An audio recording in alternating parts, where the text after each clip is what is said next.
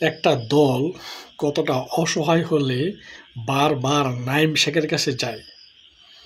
বাংলাদেশ এ দল অস্ট্রেলিয়াতে top in টি-20 খেলতেছে এবং সেখানে কন্টিনিউয়াসলি নাইম শেখকে তারা সুযোগ দিচ্ছে, কিন্তু সেই সুযোগ নাইম শেখ কাজে লাগাতে পারতেছে না।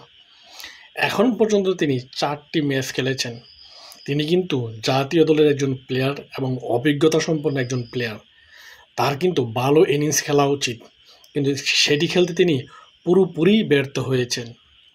এবং প্রথম ম্যাচে তিনি 5 রান করার পর দ্বিতীয় ম্যাচে 25 এবং তৃতীয় ম্যাচে 5 রান, এবং যদিও চতুর্থ ম্যাচে তিনি 25 রান করেছেন, কিন্তু এটা তার জন্য এনাফ না। তাকে আরও ভালো ইনিংস খেলা উচিত, আরও লম্বা ইনিংস খেলা উচিত বলে আমি মনে করতেছি। এবং এমনও শুনতেছি তাকে নাকি এশিয়া কাপেও খেলানো হবে। তবে এটা খুবই মানে কী হবে এটা বুঝতেছি না।